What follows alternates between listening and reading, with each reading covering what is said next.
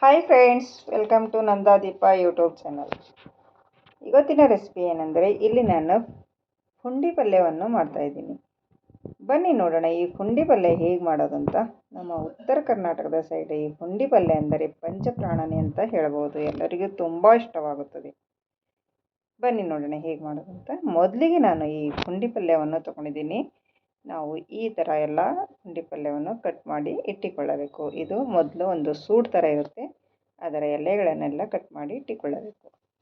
ಮತ್ತು ಒಂದು ಪಾತ್ರೆಗೆ ನೀರನ್ನು ತೆಗೆದುಕೊಂಡು ಅದಕ್ಕೆ ಈ ಪುಂಡಿ ಪಲ್ಯವನ್ನು ನಾವು ಚೆನ್ನಾಗಿ ತೊಳೆದುಕೊಳ್ಳಬೇಕು.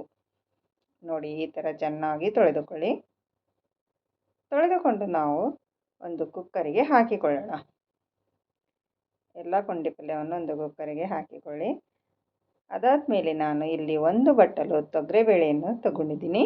ನೋಡಿ, ನಿಮ್ಮ ಹತ್ತಿರ ಕಡಲೆಬೇಳೆ ಇದ್ದರೂ ಕಡಲೆಬೇಳೆ ಹಾಕಿಕೊಳ್ಳಿ, ತೊಗರಿಬೇಳೆ ಇದ್ದರೂ ತೊಗರಿಬೇಳೆ ಹಾಕಿಕೊಳ್ಳಿ, ಯಾವುದಾದರೂ ನಡೆಯುತ್ತದೆ. ಈ ಬೇಳೆಗಳನ್ನು ನಾವು ಚೆನ್ನಾಗಿ ತೊಳೆದುಕೊಳ್ಳಬೇಕು. ಚೆನ್ನಾಗಿ ತೊಳೆದುಕೊಂಡು ಈ ಕುಕ್ಕರಿಗೆ ನಾನು ಹಾಕೋತಾ ಇದ್ದೀನಿ. ಪುಂಡಿ ಪಲ್ಯ ಹಾಕಿದ್ದೀವಲ್ಲ, ಅದೇ ಕುಕ್ಕರಿಗೆ ಬೇಳೆ ಕೂಡ ಹಾಕ್ತಾಯಿದ್ದೀನಿ. ನೋಡಿ ಫ್ರೆಂಡ್ಸ್, ಮತ್ತು ನಾವು ಇಲ್ಲಿ ಸ್ವಲ್ಪ ಶೇಂಗಾವನ್ನು ಹಾಕಿಕೊಳ್ಳಬೇಕು. ಶೇಂಗಾ ಹಾಕಿದ ಮೇಲೆ ಹಸಿಮೆಣಸಿನ್ಕಾಯನ್ನು ನಾನು ಇದಕ್ಕೆ ಹಾಕ್ತಾಯಿದ್ದೀನಿ. ನಿಮಗೆ ಖಾರ ಜಾಸ್ತಿ ಬೇಕಂದರೆ ಜಾಸ್ತಿ ಹಾಕ್ಕೊಳ್ಳಿ, ನಿಮಗೆ ಕಡಿಮೆ ಬೇಕಂದರೆ ಕಡಿಮೆ ಹಾಕ್ಕೊಳ್ಳಿ. ನಿಮಗೆ ಎಷ್ಟು ಬೇಕೋ ಅಷ್ಟು ಹಸಿಮೆಣಸಿನ್ಕಾಯನ್ನು ಹಾಕಿಕೊಳ್ಳಿ. ಮತ್ತು ಸ್ವಲ್ಪ ಅರಿಶಿಣವನ್ನು ಹಾಕಿ ನಾನು ಇಲ್ಲಿ 2 ಲೋಟ ನೀರನ್ನು ಹಾಕಿಕೊಳ್ತಾ ಇದ್ದೀನಿ. ಮತ್ತು ಸ್ವಲ್ಪ ಬೆಳ್ಳುಳ್ಳಿ ಪೀಸ್ಗಳನ್ನು ಹಾಕಿದ್ದೀನಿ.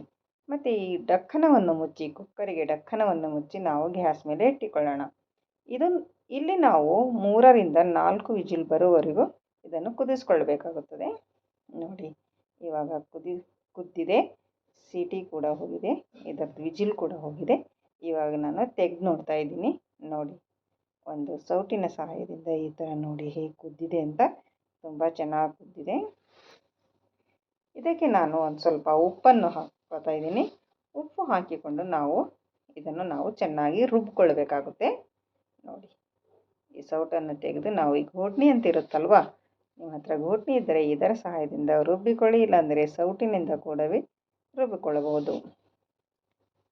ನೋಡಿ ಫ್ರೆಂಡ್ಸ್, ಅದಾದಮೇಲೆ ನಾನು ಸ್ವಲ್ಪ ಕೊತ್ತಂಬರಿ ಸೊಪ್ಪನ್ನು ಹಾಕ್ತಾಯಿದ್ದೀನಿ.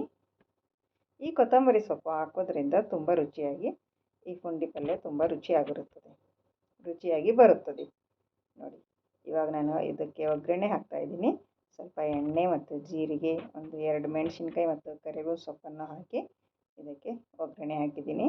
ನೋಡಿ ಫ್ರೆಂಡ್ಸ್, ಒಗ್ಗರಣೆ ಹಾಕಿ ನಾವು ಚೆನ್ನಾಗಿ ಮಿಕ್ಸ್ ಮಾಡಿಕೊಳ್ಳಬೇಕು. ಅದಾದಮೇಲೆ ನಾವು ಸ್ಟವ್ ಮೇಲೆ ಇಟ್ಟು ಇದನ್ನು ಒಂದು 2 ನಿಮಿಷ ಕುದಿಯಲು ಬಿಡಬೇಕು. ನೋಡಿ ಫ್ರೆಂಡ್ಸ್, ನೀವು ಒಂದು ಸರ್ತಿ ಟ್ರೈ ಮಾಡಿ ನೋಡಿ. ಈ ಪುಂಡಿ ಪಲ್ಯ ಅಂದರೆ ಎಲ್ಲರಿಗೂ ಇಷ್ಟ ಆಗುತ್ತದೆ, ತುಂಬ ಟೇಸ್ಟಿ ಕೂಡ ಇರುತ್ತದೆ. ನೋಡಿ, 1-2 ನಿಮಿಷ ಈ ಥರ ನಾವು ಇದನ್ನು ಕುದಿಸಿಕೊಳ್ಳಬೇಕು. ನೋಡಿ ಫ್ರೆಂಡ್ಸ್, ಇವಾಗಿದ್ದು ಕುದ್ದಿದೆ. ಈ ಪುಂಡಿ ಪಲ್ಯ ಇವಾಗ ರೆಡಿಯಾಗಿದೆ. ನೋಡಿ, ಈ ಥರ ಆಗಿದೆ. ನೋಡಿ, ತುಂಬ ಟೇಸ್ಟ್ ಇರುವ ಈ ಪುಂಡಿ ಪಲ್ಯ ಅಂತಲೇ ಹೇಳ್ಬೋದು. ಇವಾಗಿದ್ದು ಗ್ಯಾಸ್ ಆಫ್ ಮಾಡಿಕೊಂಡು ನಾವು ರೆಡಿಯಾಗಿದೆ. ಇದು ನಾವು ತೆಗೆದುಕೊಳ್ಳಬೇಕು ಗ್ಯಾಸ್ ಮೇಲಿಂದ. ಇವಾಗ ಒಂದು ಬಟ್ಟಲಿಗೆ ಹಾಕೋತಾ ಇದ್ದೀನಿ ನಾನು ಈ ಪುಂಡಿ ಪಲ್ಯ. ನೋಡಿ ಎಷ್ಟು ಚೆನ್ನಾಗಿ ಬಂದಿದೆ ಅಂತ. ನೀವು ಒಂದು ಸರ್ತಿ ಟ್ರೈ ಮಾಡಿ ನೋಡಿ, ಹೇಗೆ ಬಂದಿದೆ ಅಂತ ಕಮೆಂಟಲ್ಲಿ ತಿಳಿಸಿ. ತುಂಬ ರುಚಿಯಾದ ಈ ಪುಂಡಿ ಪಲ್ಯ ನಿಮ್ಮ ಮನೆಯಲ್ಲಿ ಎಲ್ಲರೂ ಇಷ್ಟಪಟ್ಟು ತಿನ್ನುತ್ತಾರೆ. ಮತ್ತು ನನ್ನ ವಿಡಿಯೋ ಇಷ್ಟ ಆದಲ್ಲಿ ಒಂದು ಲೈಕ್ ಮಾಡಿ ಮತ್ತು ಶೇರ್ ಮಾಡೋದನ್ನು ಮರೆಯಬೇಡಿ.